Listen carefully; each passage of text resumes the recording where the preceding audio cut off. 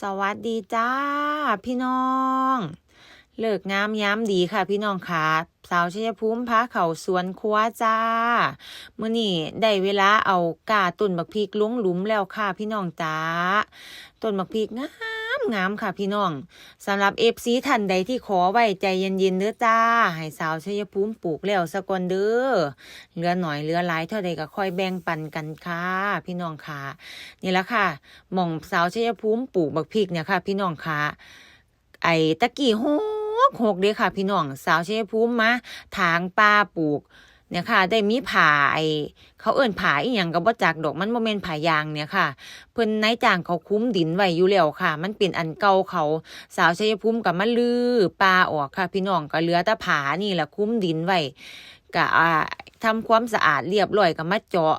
ปลูกต้นบักพริกนี่แหละค่ะก็สวนเก่าปีกายนี่แหละจ้าก็พอได้ปลูกเก็บกินเก็บขายนะคะพี่น้องค่ะฟูมฟักบักคักเด้จ้าพี่น้องสัวสิได้เป็นหน่วยบักพริกงามๆให้พี่น้องเบิ่งนะคะ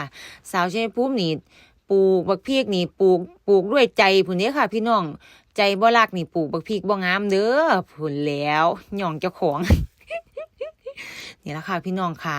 ปลูกเวลาว่างค่ะใส่เวลาว่างให้เป็นประโยชน์บ่มีงานรับจอบจ้ะพี่น้องค่ะสมโซ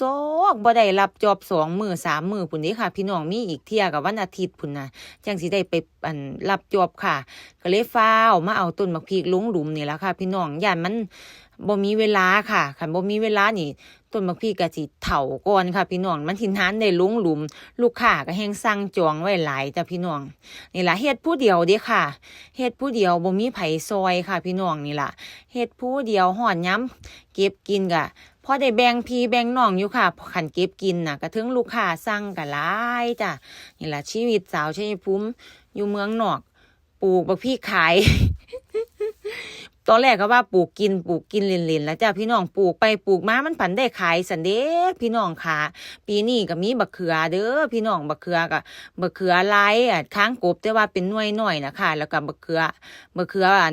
หน่วยใหญ่ๆเฮาอันแหมบักเขือขาวนั่นแหมสาวชัยภูมิบ่ฮู้ว่ามันชื่อหยังจ้ะนั่นล่ะปีนี้ก็ปลูกแยกกันค่ะบักเขือทางนึง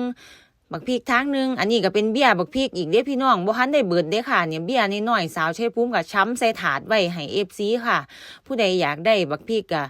รอเอาเด้อค่ะพี่น้องเด้อนี่ล่ะพี่น้องจ้าสั่วสิได้แต่ละมื้อแต่ละเว้นนี่โอ้ยพี่น้องเลิกงานแล้วก็เข้าสวนครัว